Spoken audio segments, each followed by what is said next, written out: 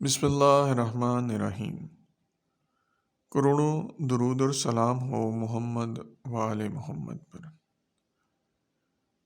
کتنی ہی عظیم ہستیاں ہیں محمد و آل محمد کہ انہوں نے ہمیں اللہ رب العزت سے روح شناس کروایا ہے،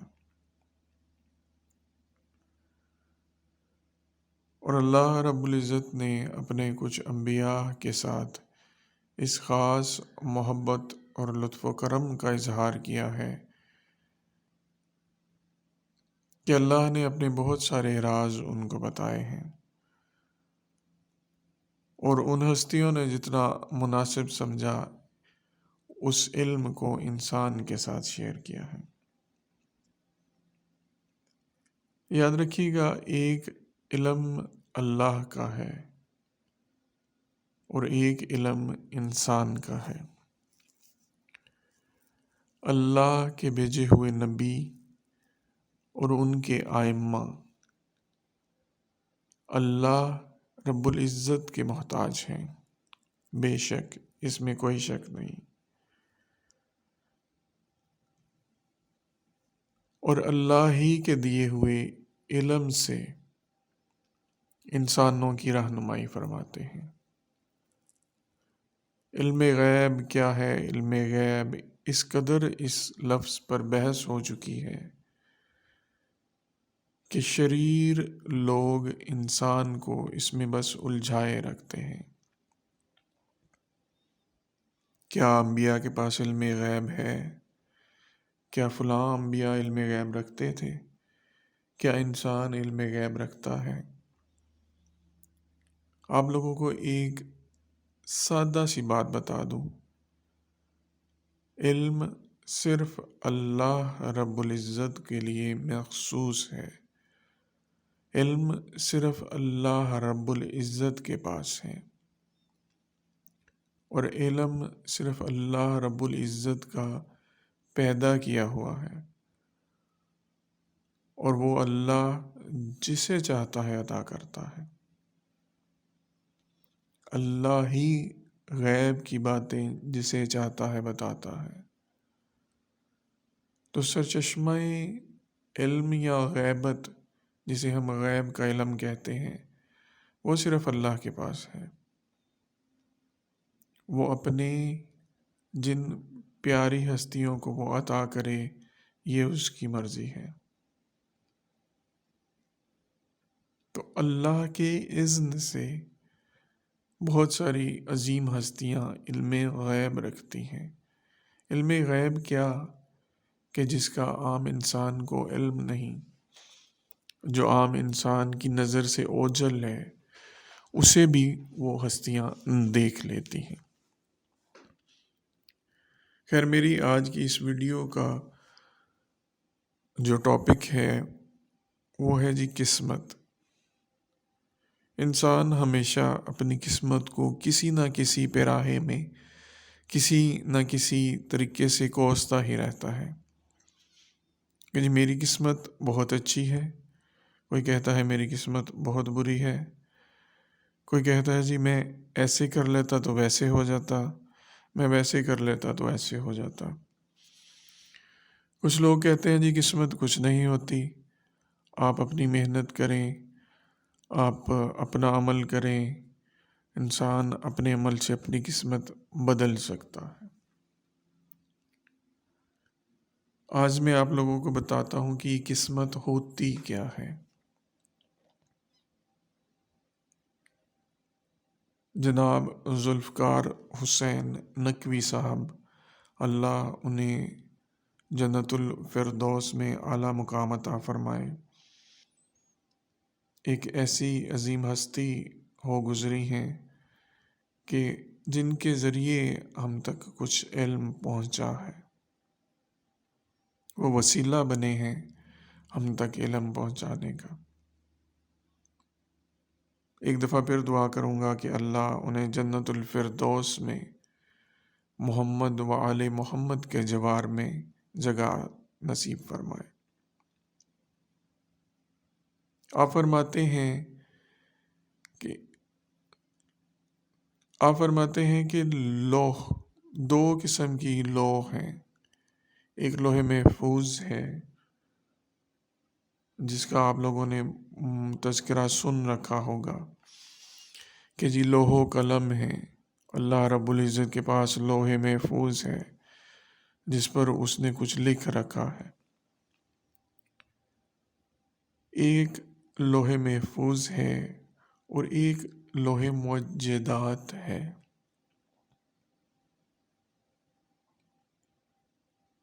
لوح محفوظ پر ہر انسان کے بارے میں لکھ رکھا ہے. یہ ہے وہ قسمت جو لکھ دی گئی ہے. اور لوح محفوظ پر جو لکھ دیا گیا وہ کبھی نہیں بدلتا. وہ سمجھ لیں کہ لوح محفوظ پر لکھے گئے الفاظ حرف آخر ہیں. اور ایک لوح معجزات ہے. اس لوح معجزات پر جو کچھ لکھا جاتا ہے اس کو بدلا جا سکتا ہے. یہ ہے ایک اور قسمت. یہ آپ اپنے عمل سے، اپنی نیت سے، اللہ کی راہ میں صدقات دے کر، خیرات دے کر، اپنے دوستوں کی، اپنے بھائیوں کی، اپنی بہنوں کی مدد کر کے اس لوح معجزات پر اب جو لکھا ہے اسے بدل سکتے ہیں. اب یاد رکھیے گا اور سمجھیے گا قسمت کیا ہے. ایک لوح محفوظ ہے، ایک لوح معجزات ہے. ہر انسان جو پیدا ہوتا ہے اس کے بارے میں ان دونوں لوح پر لکھا جاتا ہے. لوح محفوظ پر جو لکھ دیا گیا وہ نہیں بدلے گا. مثال کے طور پر ایک انسان اس دنیا میں آیا، لوح محفوظ میں اس پر لکھ دیا گیا کہ جی 60 سال کی عمر میں یہ شخص اس دنیا سے رخصت ہو جائے گا. مثال دے رہا ہوں آپ لوگوں کو سمجھانے کے لیے. اب جب انسان 60 سال کی عمر میں پہنچے گا تو وہ ضرور اس دنیا سے رخصت ہو جائے گا کیونکہ لوح محفوظ پر یہ لکھ دیا گیا ہے. اب دوسری طرف آئیں، ایک ہے لوح معجزات. اس پر بھی ہر انسان کے بارے میں کچھ لکھا ہوتا ہے. مثلا فرض کریں اس پر لکھا ہے کہ 30 سال کی عمر میں اس شخص کا ایکسیڈنٹ ہوگا، لیکن اس کے نیچے کچھ آپشنز لکھی ہوتی ہیں کہ اگر فرض کریں، میں آپ کو مثال کے طور پر سمجھا رہا ہوں کہ 30 سال کی عمر میں اس شخص کا ایکسیڈنٹ ہوگا، لیکن اگر یہ شخص اپنے والدین کے ساتھ نیک سلوک کرتا ہوگا، اگر اس شخص نے گھر سے نکلتے وقت آیت الکرسی پڑھی ہوگی، اگر اس شخص نے اس ایکسیڈنٹ سے کچھ دیر پہلے صدقہ دیا ہوگا یا کوئی نیک عمل کیا ہوگا، تو یہ شخص اس ایکسیڈنٹ سے باہر آ جائے گا، اس ایکسیڈنٹ سے بدل جائے گا، اس ایکسیڈنٹ سے بچ جائے گا. یا اگر وہ ایکسیڈنٹ ہو بھی جاتا ہے تو اس کی زندگی محفوظ رہے گی. اب لوح معجزات ڈپینڈ کر رہی ہے آپ کے عمل پر کہ آپ عمل کیا کر رہے ہیں. لوح محفوظ آپ کے عمل پر ڈپینڈ نہیں کرتی. تو قسمت کیا ہوئی؟ قسمت یہ ہوئی کہ کچھ قسمت تھوڑا سا اللہ نے انسان کو جو عقل اور شعور دی ہے، جیسا کہ اصول کافی جلد 2 میں مولا فرماتے ہیں، جیسا کہ اصول کافی جلد 2 میں مولا حضرت امام زین العابدین علیہ السلام فرماتے ہیں، غالباً شاید میں امام کا نام بھول گیا ہوں تو اللہ مجھے معاف کرے، لیکن الفاظ یہ ہیں کہ ہر انسان سے اتنا ہی حساب لیا جائے گا جتنی اس کو عقل عطا کی گئی ہے. جتنا اسے شعور عطا کیا گیا ہے، اعمال کا حساب عقل کی بنیاد پر ہوگا، یہ یاد رکھیے گا۔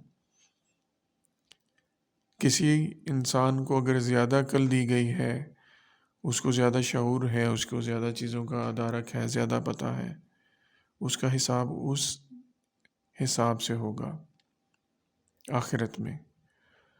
اور ایک شخص ہے جس کو عقل ہی نہیں ہے، جس کو اتنی عقل ہی نہیں ہے جس کو اتنی عقل ہی نہیں ہے، تو اس کا حساب اس عقل کے معیار کی بنیاد پر ہوگا۔ اللہ رب العزت کی ذات منصف ہے، انصاف کرنے والی ہے، بے شک اس سے بڑھ کر بھی وہ ذات عطا کرنے والی ہے، وہ اپنے انصاف سے بڑھ کر بھی رحم کرنے والی ہے، وہ جسے چاہے بخش دے، جسے چاہے معاف کر دے۔ لیکن آپ کو ایک طریقہ کار بتا رہا ہوں کہ آخرت میں حساب عقل کی بنیاد پر ہوگا۔ اب عقل کی بنیاد پر ہوگا تو عقل بھی اب اللہ کی طرف سے عطا ہے، یہ بھی اللہ کی طرف سے دی گئی ہے، اور کسی کو کم دی گئی ہے، کسی کو زیادہ دی گئی ہے، یہ بھی اللہ کی مرضی ہے۔ تو اس لیے ہمیشہ اپنا توسل اللہ سے قائم رکھیں، اور اتنے بڑے مت ہو جائیں کہ ڈائریکٹ اللہ کو ملنے چل پڑیں۔ وہ عظیم ہے، وہ رحمان ہے، وہ رحیم ہے، وہ آپ سے مل سکتا ہے، وہ آپ ڈائریکٹ بھی جائیں تو وہ آپ سے ملے گا، لیکن آپ کا طریقہ کار اتنا خوبصورت ہونا چاہیے۔ آپ دنیا میں دیکھ لیں، آپ کسی بڑے شخص کو ملنے جائیں تو کیا ڈائریکٹ دروازہ کھولیں گے اندر گھس جائیں گے؟ نہیں، کچھ طریقہ ہوتا ہے، پہلے اپوائنٹمنٹ لی جاتی ہے، باہر جو افراد بیٹھے ہوتے ہیں ان سے پوچھا جاتا ہے صاحب مصروف تو نہیں ہیں، پھر آپ کچھ اپنی طرف سے تحفے تحائف لے جاتے ہیں، پھر دروازہ کھلوایا جاتا ہے، کھولا نہیں جاتا۔ تو یہ جو اپوائنٹمنٹس لی جاتی ہیں، یہ جو اس دروازے پر کچھ افراد بیٹھے رہتے ہیں، یہ وہ وسیلہ ہیں، اسے وسیلہ کہتے ہیں۔ اور جو چیزیں، جو تحفے تحائف آپ ساتھ لے جاتے ہیں، اسے آپ کے اعمال کہتے ہیں۔ تو اللہ رب العزت سے ملنے کا شوق رکھیں تو وسیلہ درمیان میں ضرور رکھیں، اس لیے نہیں کہ اس کے بغیر آپ آگے نہیں جا سکتے، بلکہ اس لیے کہ وہ وسیلہ آپ کا مددگار ہوگا، کیونکہ وہ صاحب کو جانتا ہے بڑے اچھے طریقے سے، آپ اتنے اچھے طریقے سے نہیں جانتے، وہ آپ کو متعارف کروائے گا تو آپ کو زیادہ کامیابی ملے گی۔ اور آپ اگر اچھے تحائف لے کر جائیں گے، رشوت سمجھ کر نہیں، محبت سے، اپنی عقیدت سے، تو وہ سامنے والا، وہ ذات بھی آپ سے خوشی کا اظہار کرے گی۔ تو قسمت کچھ ایسی بھی ہے کہ جو اللہ کی طرف سے لکھ دی گئی، جو نہیں بدلے گی، اور قسمت کچھ ایسی بھی ہے جسے آپ اپنے اعمال سے بدل سکتے ہیں۔ اور اللہ نے ایسا اس لیے کیا ہے کہ انسان کسی جگہ پر سٹک نہ ہو جائے، انسان یہ نہ سوچے کہ جی میری قسمت تو لکھ دی گئی، یہ نہیں بدلے گی، اب مجھے کچھ نہیں کرنا چاہیے، بس مجھے بیٹھ جانا چاہیے، جو کچھ ہو رہا ہے یہ اللہ کی طرف سے ہو رہا۔ تو اللہ نے بتا دیا کہ میری طرف سے بھی ہے اور تمہاری طرف سے بھی ہے۔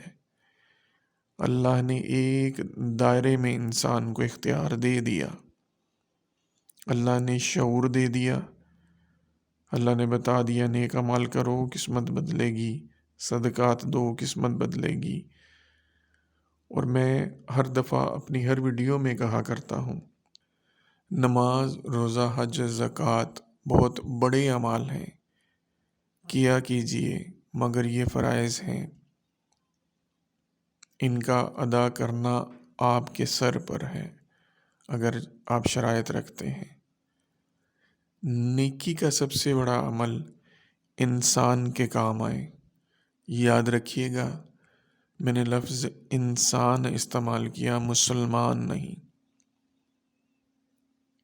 اللہ کی پیدا کی گئی ہر مخلوق اللہ ہی سے تعلق رکھتی ہے۔ مجھے ایک واقعہ یاد آ گیا حضرت نوح علیہ السلام کا۔ یہ واقعہ سنا کر بس اس ویڈیو کو ختم کروں۔